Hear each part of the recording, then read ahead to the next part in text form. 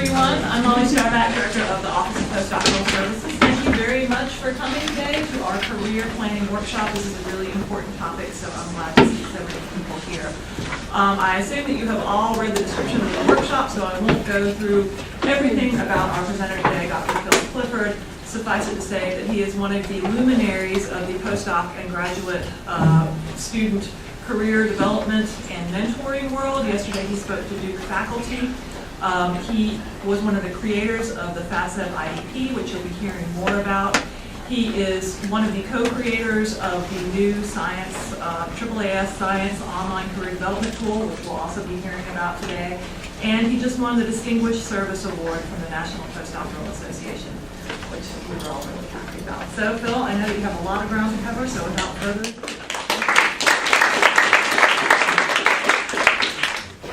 It's really a pleasure to be here, and I'm not going to talk at you for this whole time. We're going to try to have some time where we can communicate together and hopefully be very clear and not use big words like luminaries. I mean, it's a luminary. I'm a basic scientist, a cardiovascular scientist that ran a lab and still work in the lab. I've had the privilege for the last 10 years to work with graduate students and postdocs in the sciences to think about their careers. In my sort of binary view of the world, where everything's either a 0 or a 1 or black and white, there are kind of two kinds of people, the people that plan and people that don't. And the first group of those is probably exemplified best by Stephen Covey, who read this book that I think is really useful, 7 Habits of Highly Effective People. And his second recommendation to people, the second of the 7 habits, is to begin with the end in mind. On the other hand, we can draw on the words of Jimmy Buffett, not such a famous scientist, who says, "My voyage was never a well-conceived plan, nor will it ever be. I've made it up as I went along."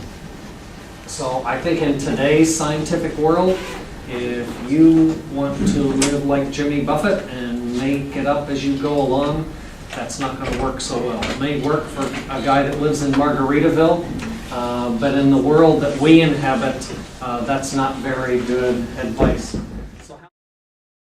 A year ago today, we learned that nuclear plant operators need a plan because of the disaster in northern Honshu in Japan. Olympic athletes have training plans. Investors have financial plans. Military strategists have business plans. Have battle plans. Postdoctoral fellows, and I think also young faculty, need to have career plans, need to have some sort of individual development plan. And so that's what we're going to talk about today. And our general overview of what we're going to cover is to talk a little bit about data on scientific careers, because I think often we spend so much time in our disciplinary publications. We're reading our journals and our field of study, and we don't look at the big picture of scientific careers. I'm going to talk about individual development plans, exactly what that is. We're going to have you go through some things for you to get started today on your individual development plan. And as part of that, you're going to set some specific personal goals for you to achieve in the coming year. So I want to start out by saying that it's a really exciting time in science. There's so many new tools and techniques that are available to us, and certainly on a campus of a leading university, a leading medical school like Duke, you have all the genomic and genetic and metabolomic and all the other omics kind of approaches that are available to you. There's an increased emphasis on team and interdisciplinary science, and that sort of changes the way some of us work, because we're more used to the idea that we're going to work in our own labs on our own projects. And one of the consequences of that evolution is that there's a demand for new approaches, new skills and knowledge. including this short list of understanding leadership management, regulatory issues both in the academic world and in the industry world, what the implications are for developing our intellectual property as we transfer technology to the business world. So it's an exciting time, but some of the data with regard to careers give us pause and give us a reason for some concern. So I'll start with something that's rather old data. In the United States, the organization that tracks science careers is the National Science Foundation. And every couple of years, they send out a report called Science and Engineering Indicators. So this is from an old one. And I show this graph because what I learned in my basic statistics course was when I want to show a change in a parameter over time, then I should use a line graph. And in the next slide, I'm going to show a single time point that has an update of these data. But what's most obvious to me that when we plot the number of life science PhD degrees on the y-axis versus time, in the late 80s and 90s, there's this huge spike of PhD degrees in Europe. And you'll notice that with some lag time into the late 90s, then there was the start of an increase in Asia. The next slide shows one other thing we should point out. Take a look at the value on the y-axis. So we are approaching 15,000 PhD degrees per year in some of these regions of the world. Now the next slide breaks up degrees into those achieved in Europe, those achieved in Asia, and those in North America. And you'll notice the y-axis goes up with the top value for life science degrees in Europe, now 35,000, more than double what we saw in the upper limit of the previous graph. Asia exceeding the number of PhD degrees in North America, which still is at around 15,000. This graph tells me that we live in truly a global economy, in a place where the competition for jobs for PhD scientists is global, and the competition is much greater than it was even 10 years ago with the number of people that are receiving PhD degrees. What do people that get PhD degrees, where do they end up? These data show only those people who received their PhD in the United States, because NSF doesn't track people who got their degrees in other countries. And what it shows is that for people who got their PhD degrees in the US, 46% of them wind up in some kind of academic institution. 28% wind up in industry, some type of for-profit environment. 9% work in government, and in fact that number stayed really stable for about the last 20 years. Some people don't think of this as doesn't immediately come to mind as a possible sector for employment, but it's an important one. And then what really surprised me when I saw this recent report was the number self-employed. The proportion of PhD degree holders is 11%. So these are people who start their own companies. They may develop a company based on their own intellectual property, or they may work as consultants, or they may work as independent science writers, anything like that, where they're not working directly for a company. And that number has increased from about 2% to 11% in recent years. One other point that needs to be made from this slide, and that is that the data from universities and academic institutions includes people who work just like you who are postdocs. So it includes postdocs as an employment category. This includes people who work in soft money positions like research assistant professors, and it includes people that have PhD degrees that work as staff scientists. So when we look just at those who are on the tenured or in the tenured track, the numbers look a little bit different.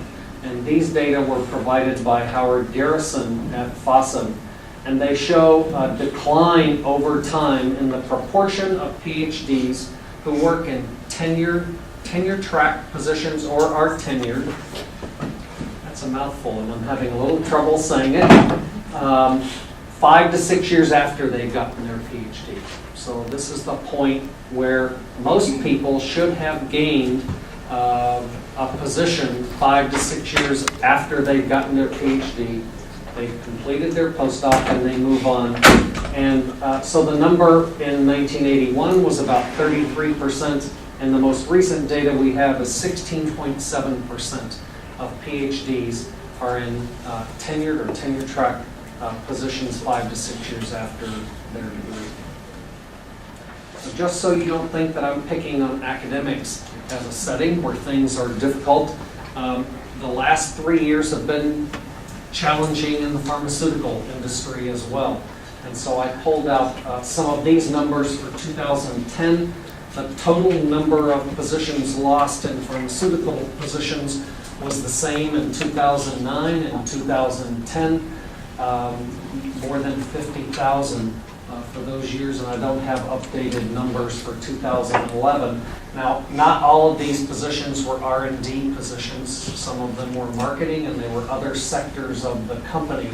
But just by the sheer numbers of them, you can see that it's a difficult time for scientists that work in the pharmaceutical industry as well. So, in response to the announcement about this session, I think some of you were asked if you had any questions for the speaker, and one of them that came in I'd like to just read. It's a reasonable response to these kinds of numbers. How do I plan when the job market is so tough and the chances of obtaining a tenure track position are so low? I feel like I have to keep so many different options open, but then I also feel spread thin. There really is no magic answer, and I don't intend to suggest that at all today. But an approach for you to begin thinking about this is called an individual development plan. And this was first brought to our attention by FASEB, the Federation of American Societies for Experimental Biology. As part of a committee within FASEB, a group of us sat around and recognized that graduate students have deadlines and courses and plans for completing a degree, but there aren't those same sorts of milestones for postdocs. And so we thought this is an important thing to suggest that postdocs use to help set milestones for themselves. The component words of IDP really tell the meaning. Individual means that each person in this room brings unique characteristics and abilities to the table. Development means that over time there should be some maturation or some improvement that occurs. And plan says that we're not going to just have a random walk. We're not going to just follow the rest of the crowd. We're going to have an individually tailored plan of specific steps that you can take to move your career ahead. So I know you're all hard scientists and you don't spend much time with the social sciences literature, but there really is a vast literature out there from the social sciences on this topic. And with my colleague Jennifer Hoban, we read through perhaps 100 manuscripts, and believe me, it was painful to go through that. It's hard enough when you're doing them in preparation for your own grant application, but trying to understand this that's written in a different language was challenging. And so I'm just going to summarize what we pulled out of perhaps 15 of those papers that we thought had messages that were valuable for us.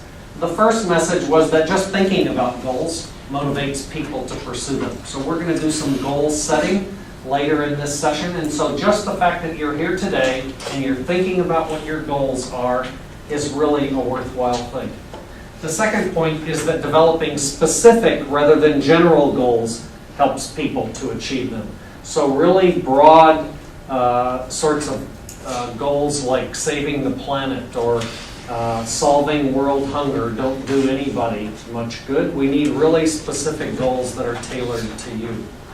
And then finally, people who develop goals and figure out a strategy to make them happen wind up with higher salaries, they get promoted better, they have more responsibility, and maybe the most important part about this is that they're more satisfied with their lives. So that's the general literature on goal setting that says that it's worthwhile doing some career planning. Specific to postdocs, though, we participated, as did a number of other universities across the country, in a survey that was conducted by Sigma Xi of postdocs in the US. And there were over 22,000 postdocs that were contacted. 7,600 of them actually completed the lengthy survey, and if you want to read about it, it's available online. It was published in the American Scientist in 2005. It's the first actually large-scale survey of postdocs that was ever done. One of the findings that is really relevant to what our topic is today, though, is that postdocs who had a structured plan were more satisfied. There's that satisfaction thing coming in again. They were more productive, and they had fewer conflicts with their PI. So this is something that's really a worthwhile approach, and there are data to show that it has value to you and to your PI, who you're going to bring into this process at some point. We did a follow-up survey in 2009. Actually, Jennifer Hoban conducted the survey, and we surveyed postdoc offices, we surveyed postdocs, and we surveyed postdoc mentors.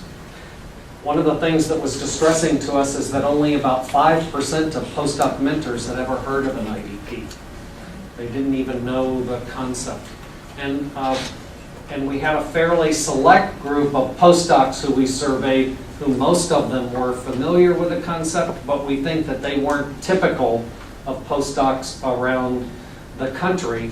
But those who actually did this and went through the process found that the IDP was helpful for enabling the postdoc to really think about their skills and abilities and to nail down what it is that they do well. Both the postdocs and the mentors thought that this was important for the postdoc to identify those skills and abilities that are going to be needed for them to move on to the next position and move on in the careers in the direction they want to go. And one of the things that we thought was really useful was that this process was thought to facilitate communication between postdocs and their mentors. And so that's really a valuable outcome for you to have an open line of communication with your PIs. So there are 4 steps of this IDP. The first is self-assessment. The second is career exploration, finding out about the universe of potential careers that you would be eligible for. The third is to write a plan. And the fourth part of the process is to implement it, to put it into place, and then to evaluate it regularly to make sure that you're making progress. Now, you've been given a handout, and the front page says Individual Development Plan 4, and then it has a line across it. And so the idea is I'd like you to put your name in there. This isn't going to complete your individual development plan, but it's the start of planning for you. So the things that we're going to do today are intended for you to begin understanding the things that you bring to the table and to work toward a plan that's individualized for you. The first part of the process is self-assessment. And so self-assessment means for us to take a look at your skills, your values, and your interests. I'm a visual thinker, and a visual learner. So a graph often helps me more than just having words. These intersecting circles are intended to convey the idea that the sweet spot for you is finding a position where your skills, values, and interests overlap, where you're doing what you're best at every day, where you're doing what you like to do every day, and where you're doing what you value every day. So we're gonna do some exercises associated with each one of these, and we're gonna start with skills. And I often give this as a little bit of a quiz, but I think in the interest of time, I just want to tell you that the National Postdoc Association has spent some time trying to think about what the skill set is that all science PhDs should have. At some point in your graduate career or in your postdoctoral training, you should have skill in 6 different areas, these core competencies. And the first 2 aren't so surprising, are they? You spend a lot of your graduate career learning about science, gaining knowledge through courses, through reading on your own, through reading books, through reading articles, going to conferences. You move on into your postdoc, you continue to go to conferences, you continue to go to seminars, so you spend a lot of time and effort into that knowledge that you're cramming into your brain all of the time. I don't think it's so surprising either to think that some of the competencies involve your skills. After all, most people, when I ask them why they're going to go to a certain place for their postdoc, they say, oh, I'm going there to learn this skill. I'm going to learn confocal microscopy, or I'm going to learn some metabolomics approach, or I'm going for a specific skill that I'm going to gain over that time. But I think this approach is a little bit too narrowly focused because there are some other skills that are needed for success in a scientific career. And so some of these other skill sets are communication skills. This committee suggested that people need to be outstanding in their oral communication skills and in their written communication skills. Your written communication skills in English are the way people are going to know you for the rest of your career, no matter what sector you work in. If you work in government, you're going to write reports. If you work from the pharmaceutical industry, you're going to have to put together proposals and you're going to have to put together reports on your projects. You may be communicating with the FDA. You may be reporting to stockholders. Your writing skills really are utmost. And then there's that idea of listening skills that need to be honed as well. Professionalism is something that this group focused on. The idea here may seem a little bit fuzzy, but in general, it's respect for the others around you, and then it's contribution to the community that you work in. Your contribution on this campus, your contribution to your disciplinary society, and to perhaps the physical community that you work in by working with other high school students that are interested in science or contributing in that way. The 5th thing that they indicated was really important is leadership and management skills. And most of us have very little training in these topics. Leadership, creating a vision for your group, the ones that you're going to work with. Management, handling personnel issues, working with people, dealing with conflict, time management, financial management, all of those things are incorporated into the idea of leadership and management. And then finally, they felt like an essential part of everyone as a scientist is the ethical underpinnings, to make sure that we have absolute integrity in all of our dealings with other people and in the things that we report to others. So with Bill Lindstedt and Cynthia Furman from University of California, San Francisco, and Jennifer Hoban from FASEB, we've put together an exercise that we think can help you think about how you meet these skills, how well you rank on these different skills. So you'll find in your handout, the third page, something labeled Scientific Skills Assessment. So this is time for you to do a little bit of work. What I'd like you to do is to go through this list. It's actually a 2-page form, and I want you to grade yourself on each one of these skills. A 1 if you're not so good in this area, and a 5 if you think you've got this really under control. If you think you're highly proficient in something, you should give yourself a 5. So I'm going to be quiet for a few minutes, and each of you go through and give yourself a ranking. This is not something where you want to copy off your neighbor. This is for you to grade yourself. The 3 areas that we want to make sure we do a self-evaluation on are skills, values, and interests. Values aren't something we talk about much around the lab, at least not around my lab. But values actually are really important. They're the ideals or principles that guide how we act. And they are quite personal. They are different for you and for me and the person sitting next to you on the right and left. What's important about values is that they really can help define the environment in which you're likely to thrive. How many of you ever see a way that values play out in the lab or hear an expression of values in anything that you do or from your PI?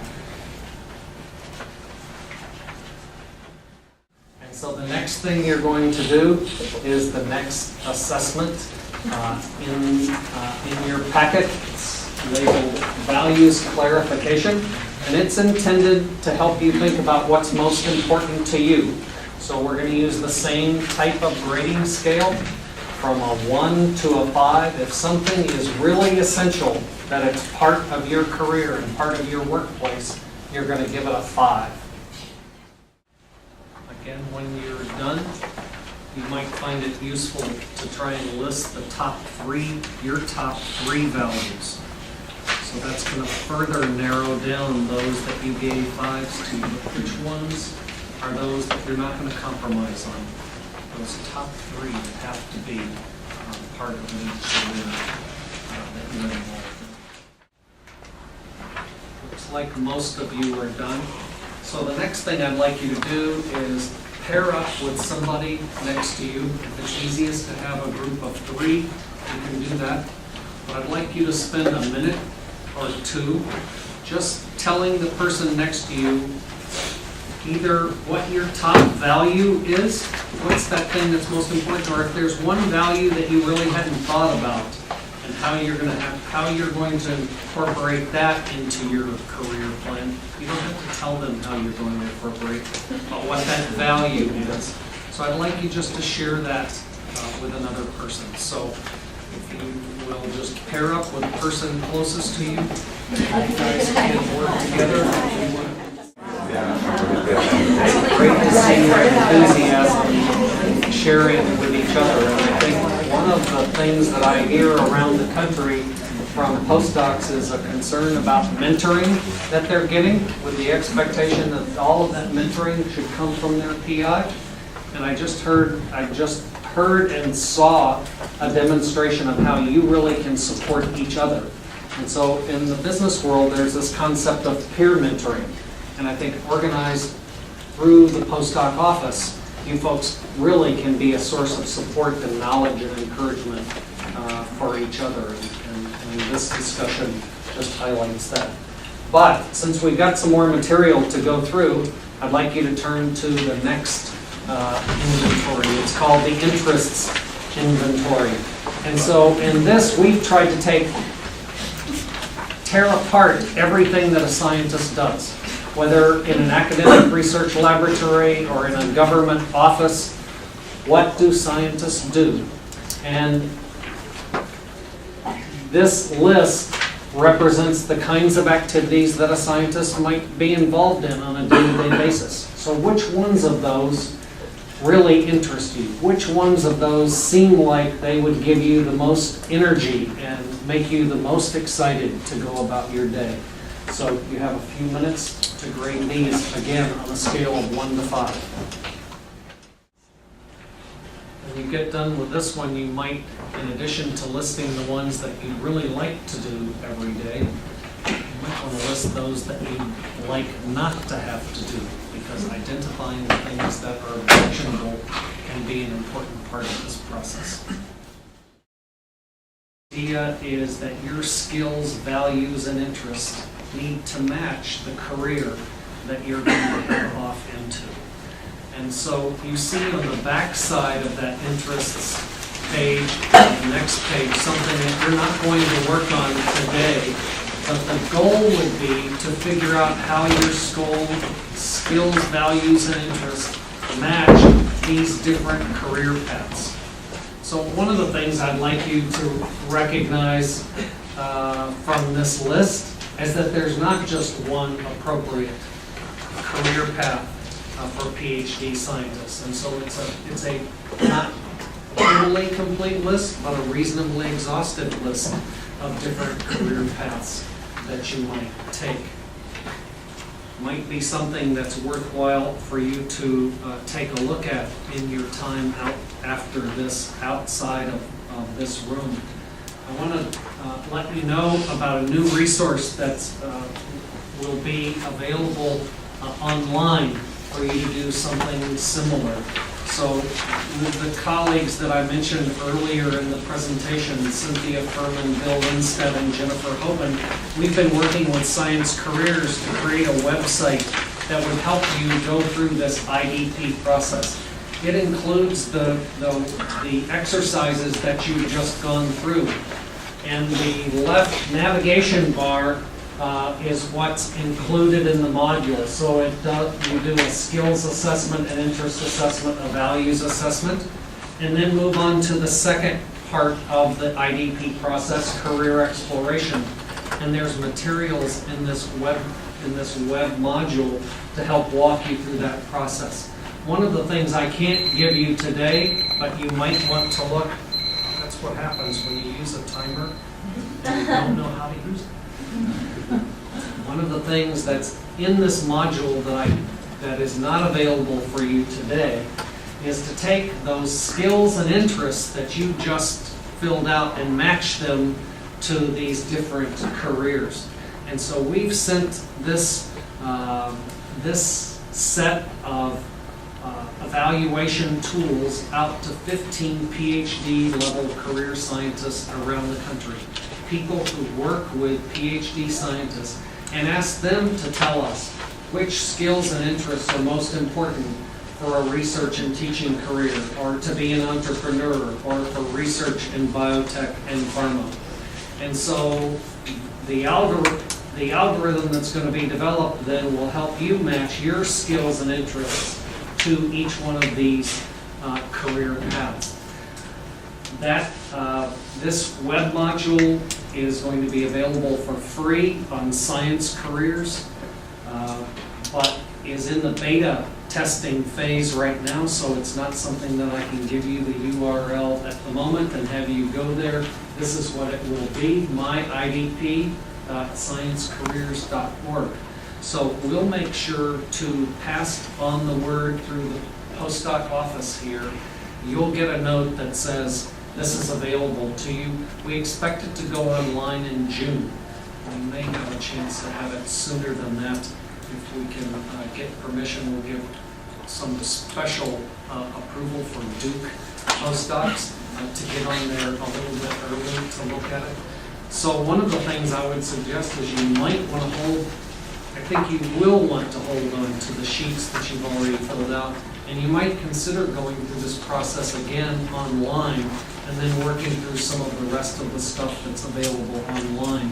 We're going to spend the rest of our time talking about career exploration and setting goals, but this is something that will allow you to do on your own time.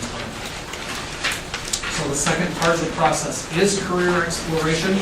And before I move on and have you read all the things on the next slide, this is the part of the process that most people want to short circuit. And I'm not exactly sure why, but they just want to move on into the career paths that they already know about. And I'll tell you that a number of surveys have shown that graduate students and postdoctoral fellows in large majorities expect to go on to tenured or tenure track positions. In the AAU survey that was published in 1998, it was 75% expected they were going to be in tenured or tenure track positions, and you saw the data a little while ago that 16.7% are actually in those kinds of positions. There's really a disconnect here, and that can really only be solved by understanding what some of the other career possibilities are. So how are you going to learn about other career possibilities? You're going to learn about them by reading about them, by talking to people, and attending events. So here's a list of some resources that you might use to read about scientific careers. The most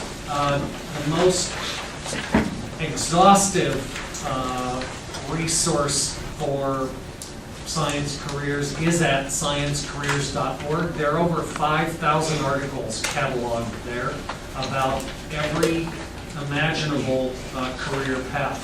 Unfortunately, it's sometimes a little hard to work through and to find the material that you want. One of the most amazing resources out on the web is right here at Duke. So if you go to the Duke postdoc webpage under resources, it's an incredible list of things that you have the link there. You can click on it and read it at your own pace and at your leisure. So I think you're really fortunate to have that available to you. I know for some of you in the audience, the idea that a book is a good source is anathema to the way of life that you have, where everything should be available on the web. But I can tell you that there's a lot of worthwhile information that people aren't going to put online for free. And I'll just highlight one of them. In 2008, Toby Friedman wrote a book called Careers in Biotechnology. That book is encyclopedic in describing all the different kinds of careers that are available to a PhD scientist in biotechnology and the characteristics of those positions, what kind of skills are required, what kind of organizations they might join. Toby's book is available, that information is available nowhere else.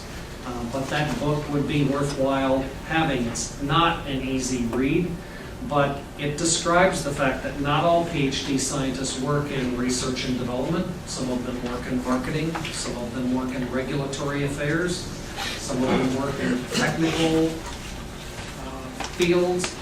There's an array of ways that a PhD scientist might be employed in biotech or pharmaceutical industry.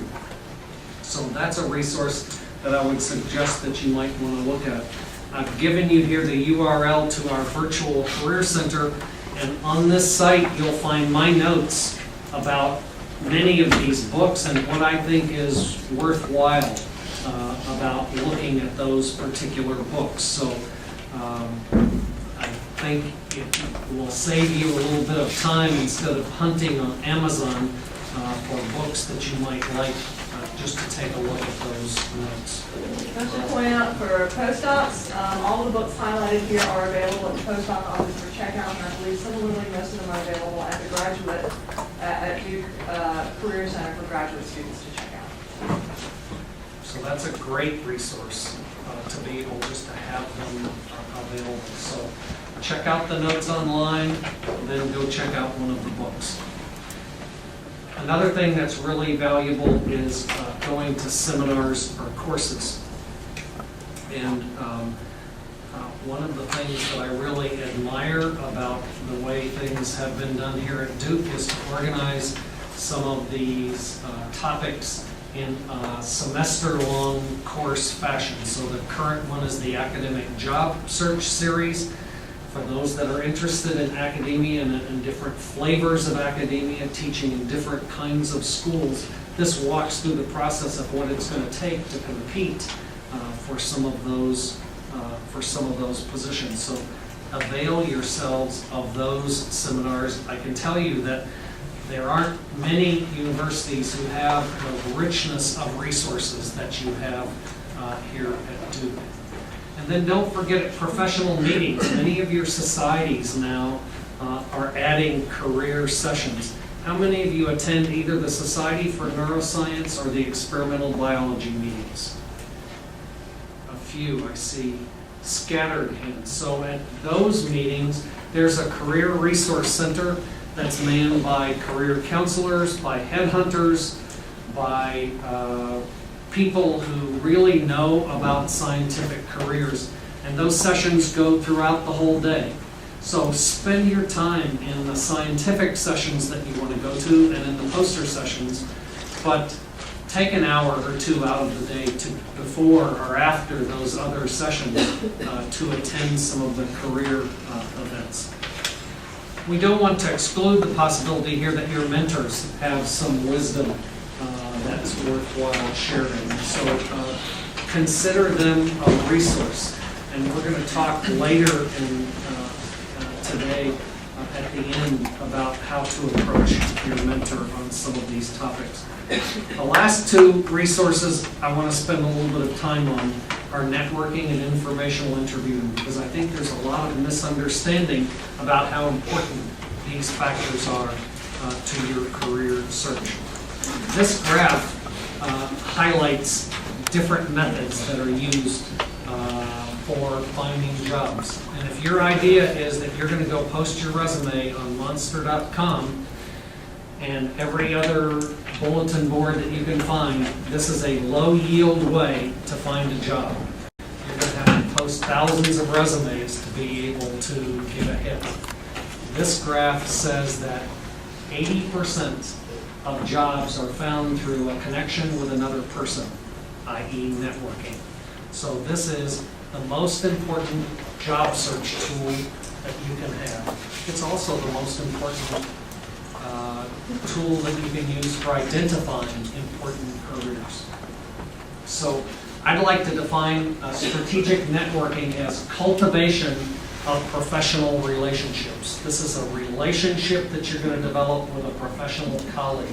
So this isn't going on Facebook and friending somebody. It's not just being on LinkedIn and establishing a contact, although that can be a really useful resource as well. I'm going to show you a couple of graphs next that emphasize the findings, the classic findings in this area published by Granovetter in the late 70s. Granovetter was the first to highlight the fact that most people find their jobs not through ads but through personal connections. And he identified further that people find those jobs through what he called weak ties. It's not their close friends. It's the people that know. It's the people a little bit more distant, a little bit more distal in their networks. And so his results suggest that for the job search process, lots of loose connections are more beneficial than smaller, tighter networks. Yes, you need those close friends. You need them to support you. But in terms of a career and a job search, you need a broader network than that. So there, some of you in the audience say, okay, Phil, I sort of get that. I understand the rationale for this networking stuff. Nevertheless, you're horrified to hear that I think you need to go out and do some of this because networking sounds to you like marketing. It doesn't sound like something that a real scientist should do. So I've got a little test for you. Three questions. I want you to identify either A or B as the definition that you would use for these three terms. So if you're using the word home, answer A if you think it's a place to invite everybody you know, and B if it's a place to get away from everybody. Does the word alone to you mean lonely, or does it mean finally I got some decent quiet? And is the internet just a place where geeks hang out, or is it a safe way to meet other introverts? Now I'd ask for a show of hands on this. But those of you who are introverts wouldn't raise your hands. Neither would I. So, for those of you who I'm not going to ask to raise your hands, here's some suggestions for you on making this networking thing a little bit more workable. So if you really hate networking, here's some ways that you can do it without it feeling like you're just making a pest of yourself. You can volunteer for a committee. You might do that on campus, you might do that through a social organization. It would really be wonderful if you do it through one of your scientific societies. And many of our societies now are looking for postdoc and graduate student members of some of their committees. What the literature shows us is that people who are introverts don't want to go to an unstructured situation. They like structure. And so it's not that they hate being around people. They want to feel like there's something that's a purpose for them to be involved. And so the second suggestion says that when there's an event, maybe you can offer to be a part of the event, the organizing of the event. You could give out name tags, you could take reservations, you could help with cleanup. It's a way for you to get involved, and as a consequence of being involved in that organization, you'll meet some other people.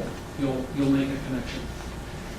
When you're at one of these big events where there's food and you're supposed to be running around meeting people and it feels really awkward to go stand next to somebody that's already in a conversation, one thing you might be able to do is go over to the hors d'oeuvres and hang out there a little bit. You might taste something good, but just to meet somebody, maybe you can be the one that hands a plate or hands a napkin to the person that's next to you.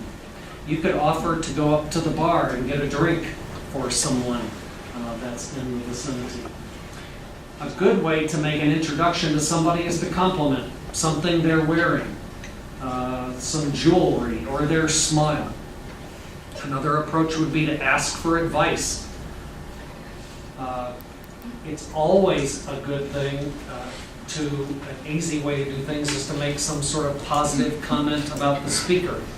Sometimes good to make it to the speaker too, but that's a way that you can connect to somebody else who's just heard the same talk as you.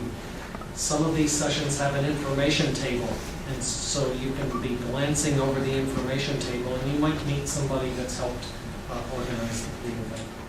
And then something that can be really valuable for you is to introduce two people in the room that you think have something in common. That might be a common sport or a common interest in a certain genre of books or some other social sort of thing that would be a connection between the two, but having you connect them really makes two friends, two potential contacts for you. So just some suggestions for you to consider.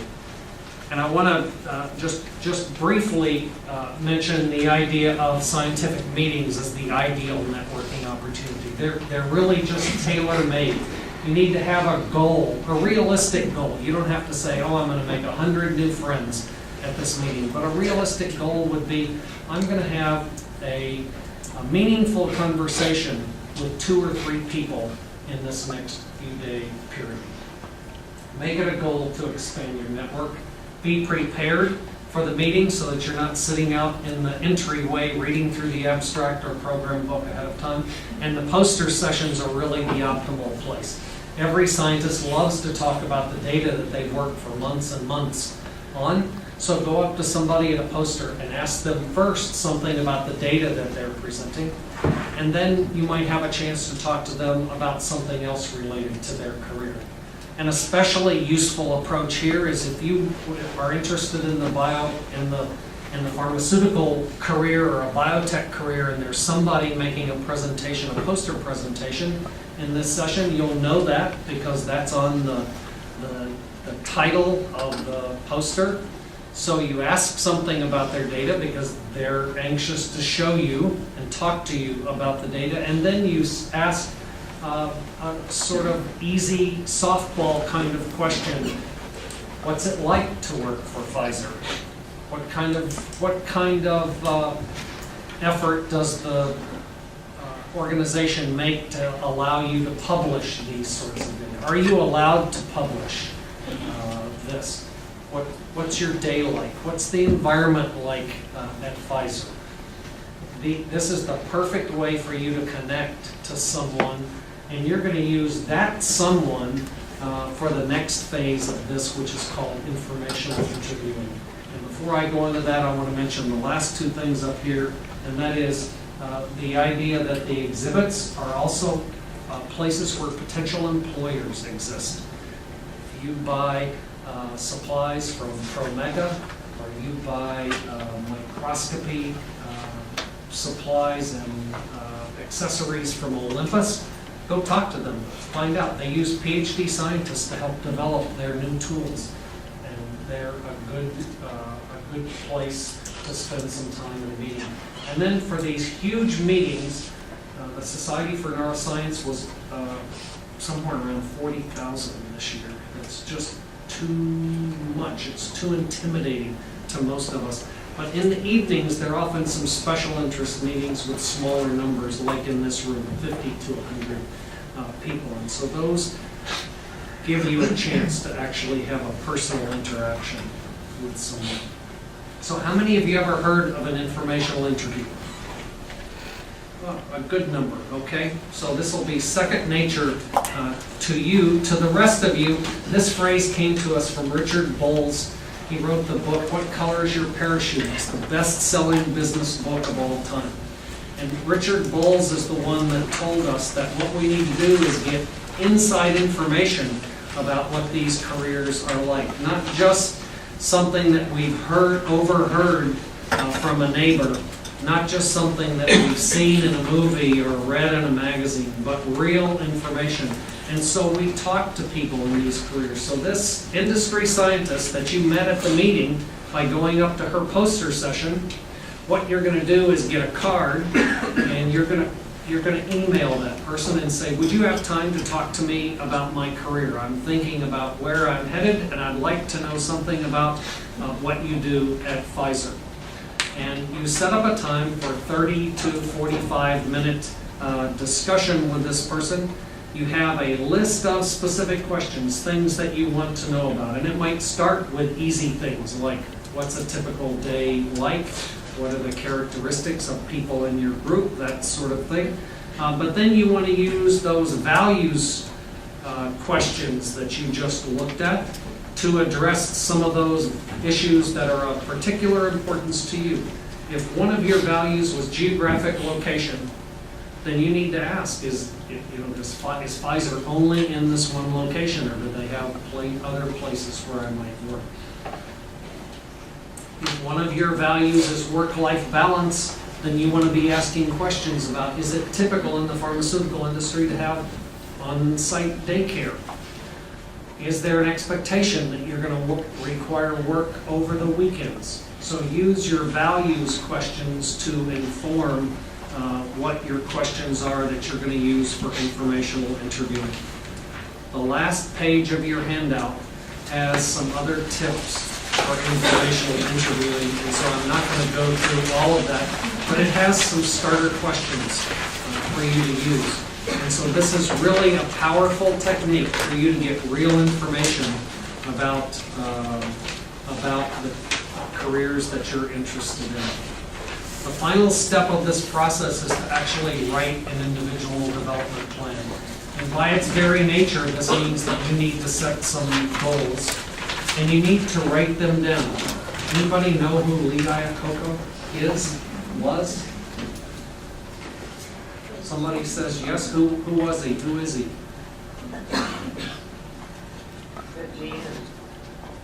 A car company. He was the former CEO of Chrysler. So this is somebody who's a pretty important guy, and he's not so much on our radar screen anymore, but I like the quote so much that I put it in most of the time when I give a talk like this, because he says it really right. In conversation, you can get away with all kinds of vagueness and nonsense, often without even realizing it. But there's something about putting your thoughts on paper that forces you to get down to specifics. So we're going to try to get down to some specifics in the last 10 or 15 minutes here of our session. And we're going to use this acronym SMART to help us make goals that we're more likely to keep. The acronym SMART stands for specific, measurable, action-oriented, realistic, and time-bound. So we want all of our goals to meet these criteria, specific, not these big, broad things like we're going to save the world. Measurable. It's best if we can quantify it, how many of something you're going to do. Action-oriented. It's not just waiting for something to happen to us, like the people on that elevator in the video we saw. We're going to take an action. Realistic. It's probably not very realistic at this time in my career for me to expect that I'm going to be making a trip to Stockholm for a Nobel, because that's not the direction that my career has taken. And so you need to have goals that are realistic for where your career may take you. And time-bound, we're going to put a date on when we're going to do these. So it's typical for Americans to make New Year's resolutions, and some of them were published in a local magazine. And so I'm going to give you a couple of examples, and I want you to tell me if these are SMART goals. Erica Zamansky, somebody who lives in Rochester, New York, who I never met, has had these as her New Year's Eve resolutions. She wanted to be holy, be perfect, and have fun while doing both of those. Are these SMART goals? And if not, which criteria do they violate? Specific. Not specific. Not realistic. Not realistic. Not measurable. And not time-bound. Okay, so she just about fails everything. Okay. Jeanette Wojtas says she wants to improve sketching and painting, finish her novel, and live to be 100 to see her 4 granddaughters. Which criteria do these violate? Let's start with the first one. Number 1, which criteria does that violate? Measurable. It's not measurable. How could she make that a measurable goal?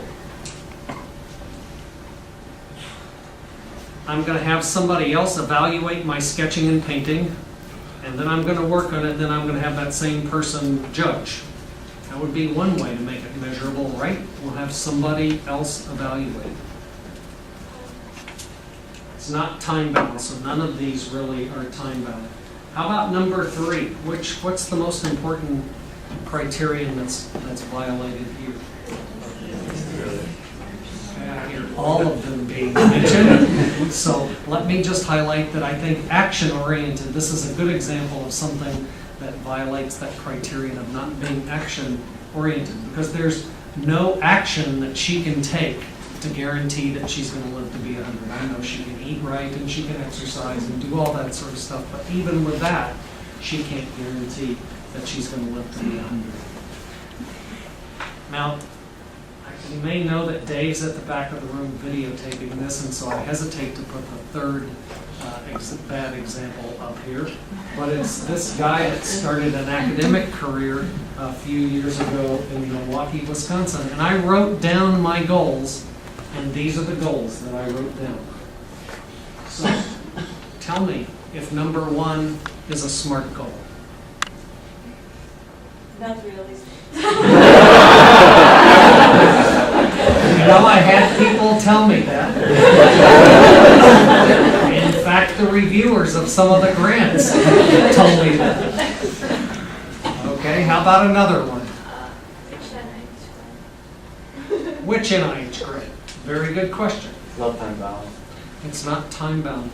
Actually, there's another problem with this, in that this is just much too broad. And so I think it violates that criterion of specificity, primarily because you need goals that you can measure your progress on. So a better goal would have been finish the pilot data for the NIH grant that I'm working on, and of course give it a time. How about number 2? There's a lot of steps before we get there. Excellent point. So this is exactly the point, is what are the steps to being promoted with tenure. And let's make each one of those steps a separate goal. Then we can figure out what the strategy is going to be to move toward that step. So that would be much more, a much better way to set goals about moving along in the career. And number 3 is a worthwhile approach, but often difficult for all of us. So now it's your turn, and I'm going to ask for some help. We didn't include these in the packets, so we're going to set some goals. So while we're handing these out, you can go back to your scientific skills assessment, and you had some identified skills that you'd like to work on. And so this form we're going to use. Pass them down.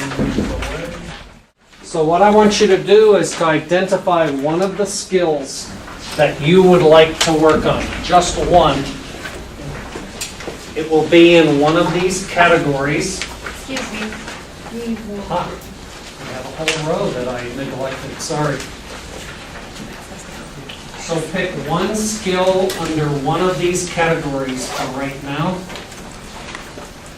And tell us, and write down the approach that you're going to use and the timeline. When are you going to complete that?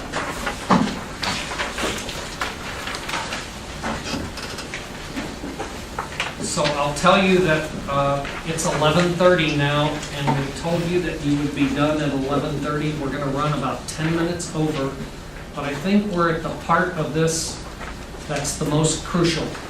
So if you'll bear with us for 10 minutes, we'll get through this process. So you're going to set one goal, write down the approach you're going to use, write down when you're going to complete it.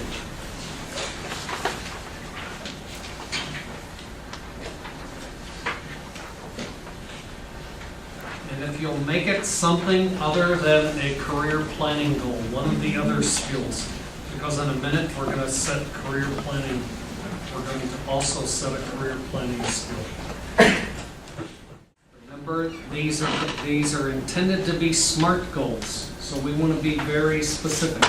I don't want to hear that you're going to learn statistics. So what would be better is for you to say you're going to review a specific statistics test, or you're going to go to an expert to help you learn how to do analysis of variance. And you're going to do that at a specific time. So this is something that you've identified as a skill that you're lacking in, and you're going to make a specific, a SMART goal. Like a good number of you are done with that. Now the bottom category on that page is for a career planning goal or a career advancement goal. I think it says career planning.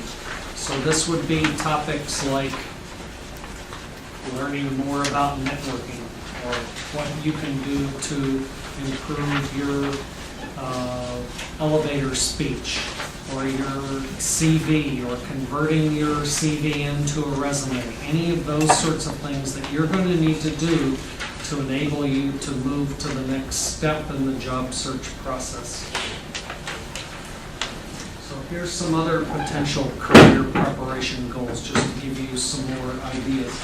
You might talk to the tech transfer office here at Duke about the possibility of doing an internship in tech transfer, just to learn something about intellectual property and the idea of taking ideas to market.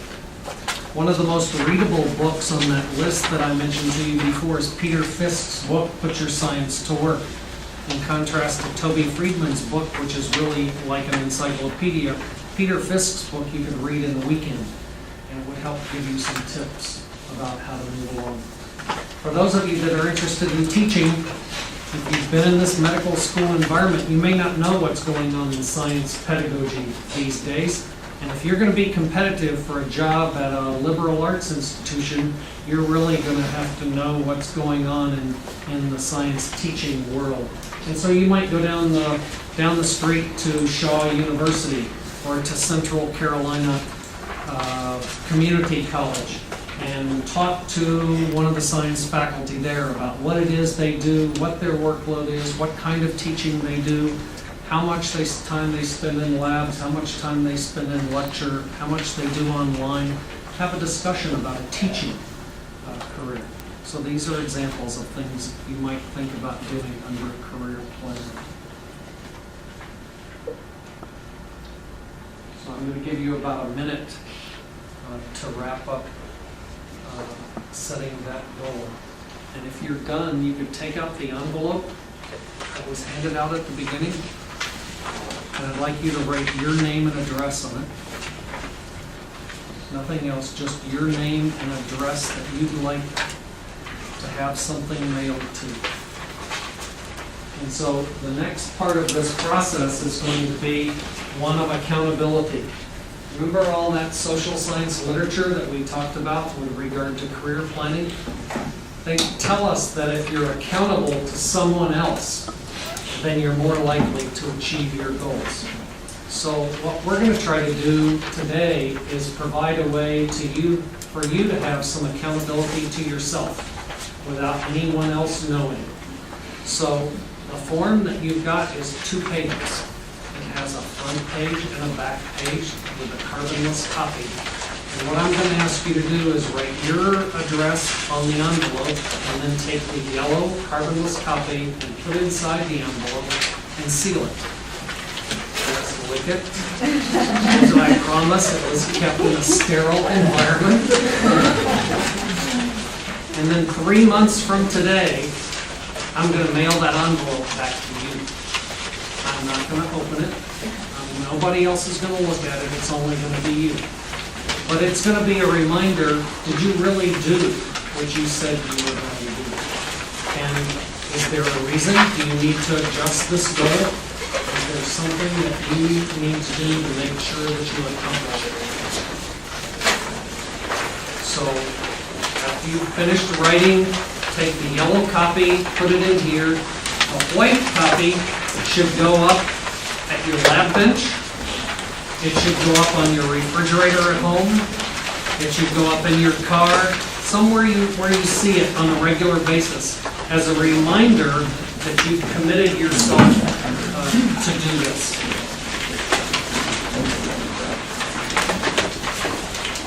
So you've been through 3 of the steps of an IDP, and the process really isn't concluded. The next step is to implement a plan, to discuss it with your PI, and evaluate whether you're making progress. And this is where most people tell me there's a problem with this process. They're concerned about talking this over with their PI. Is that the case for anybody in here? Some people are really concerned about having this career discussion, and in fact, somebody wrote a note, a question that they wanted addressed about this. Any recommendations for how and when we should come out of the closet with our mentors and committee about our decision to leave academia, and how can we change the attitude and perceptions of our ivory tower advisors about real-world career aspirations? I think letting your PIs know that you've spent some serious time thinking about this. You might even share some of the data, because I can guarantee that they don't know the data about careers in science. And we had a group of about 50 or 60 PIs at Duke that came to a session yesterday where we talked about some of this. So some of your PIs really are interested, and some of them really are committed to helping you move along in your career regardless of career path. But I think letting them know that you've done some serious thinking and planning along this line is a first step in the process. And I've got a couple more tips listed here. First of all, don't make these discussions be drive-by discussions. They shouldn't just be tacked on to another lab discussion. You need to make a separate appointment to talk to your PI about these career things. And an environment away from the lab where there are interruptions and other things going on, and where your PI may be getting pings as emails come in on the computer and all of that sort of stuff, it can be helpful to get a different environment. And so going to a coffee shop in the building or any other place where you might be able to sit away from those distractions and have a face-to-face discussion can be useful. The last thing you should do is say, we had this guy from the Medical College of Wisconsin, and he said that I should just change everything I'm doing. Don't think that does either of us any good. And so I've given you a little bit of text here. I think you want to be positive in this discussion. And you can highlight the things that have really gone well. You've been really lucky to be at a world-class institution at Duke University and work with a first-class scientist. And so you can talk about the progress that you've made on your lab project. Don't attempt to go through all of these exercises with your PI. It's not something that they want to spend time with. It's not really going to be understandable to them. I think what you want to do is share some of your goals and where you're headed, and ask for some help in achieving those goals. And be prepared to negotiate, because if some of them involve taking some time away from the bench to take a course or to work on some other kind of a project, it may mean you're going to have to work on Saturdays to complete your research. It may be that you start later in the day and work into the evening, but you need to be prepared to negotiate about how you're going to get the work done in the lab at the same time that you're working toward your career plans. So I'll just close with this, just as a reminder to you that a couple of hour workshop doesn't suffice for career planning. And so I would urge you to spend a little bit more time maybe reviewing these assessments. When my IDP at Science Careers comes on board, jump on there and use it to help you as a tool to help you think through some of these things. And I think this process will really help you move toward a successful and fulfilling career. It's been a pleasure to be with you this morning.